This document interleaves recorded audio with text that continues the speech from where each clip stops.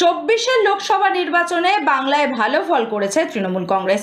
বিরোধীদের কোনো অভিযোগ নেতা মন্ত্রীদের দুর্নীতি তৃণমূলের ভোট ব্যাংকে প্রভাব ফেলতে পারেনি।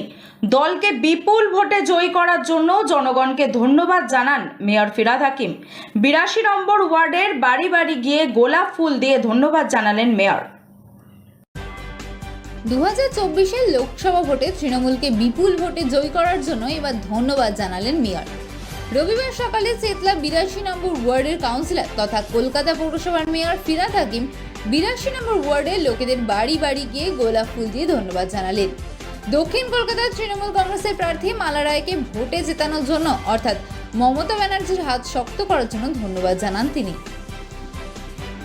তাদের দেখাচ্ছেন আপনারা, না হলে আপনারা হেরো পার্টিদের তো সাধারণত দেখাবেন না, তাই তারা যাতে টিভির মাধ্যমে বেঁচে থাকতে পারে সেই জন্য তারা এই প্রত্যাশা করছে যে আপনারা দেখাবেন এবং হাইকমান্ড দেখবে সেটা যে এখানে অত্যাচার হচ্ছে। বলতে তো পারবে না যে আমরা অপদার্থ, আমাদের পায়ের তলায় মাটি নেই, আমাদের লোকের সাথে সংযোগ নেই, আমরা শুধু টিভিতে বেঁচে আছি আর ইডি সিবিআই নিয়ে বেঁচে আছি, সেটা তো বলতে পারবে না। তাই বলছে যে সন্ত্রাস। কোথায় সন্ত্রাস আছে? ভোট পরবর্তী হিংসায় মারা গেছে তৃণমূল কংগ্রেসের কর্মী। তৃণমূল কংগ্রেসের কর্মী তার নিজের আত্মবিসর্জন দিয়েছে। কোথায় মারা গেছে, কোথায় অন্যায় হয়েছে?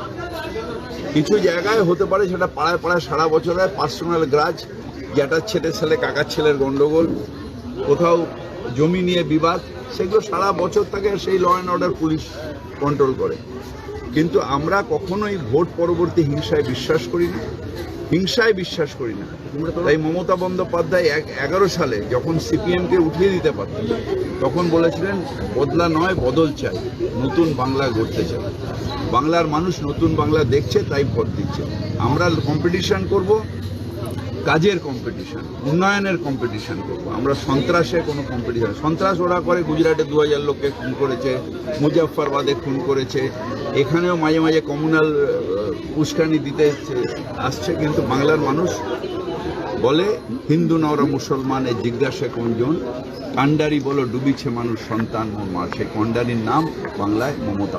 আজকে বিপ্লব দেবের নেতৃত্বে এটা হচ্ছে বিপ্লব দেব হচ্ছে সন্ত্রাস মাস্টার। ত্রিপুরায় আপনাদের আর্কাইভে আছে যে কিভাবে অত্যাচার হয়েছে। ত্রিপুরায় নিজেরা কিভাবে বিরোধীদের ভোট দিতে দেয় না, কিভাবে নমিনেশন দিতে দেয় না, কিভাবে আমরা যখন গেছি ঘিরে ধরে আমাদের ওপরে আটকে রেখে দেওয়া হয়েছে, কিভাবে আমাদের কর্মীদের ওপর সন্ত্রাস হচ্ছে, এটা সব মাস্টার হচ্ছে বিপ্লব দেব। সে সন্ত্রাসের কথা কি হচ্ছে? তো নিজেই সন্ত্রাসবাদী, তাহলে সে সন্ত্রাসের কথা কোথা দিয়ে বলবে?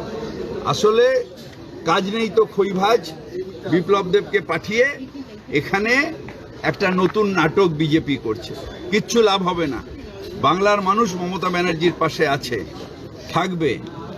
2-4টে আসন যেটা ওরা পেয়েছে, আমি চ্যালেঞ্জ করছি, আমিও ঘুরে এসেছি নর্থ বেঙ্গল, বিধানসভায় 0 হয়ে যাবে।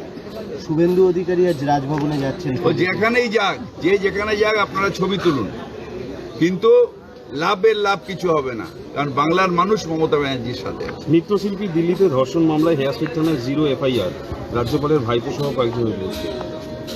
নিশ্চিতভাবে এটা আইনি প্রসেস, এটা নিয়ে আমি কিছু বলবো না, কারণ এটা আইনি প্রসেস চলছে।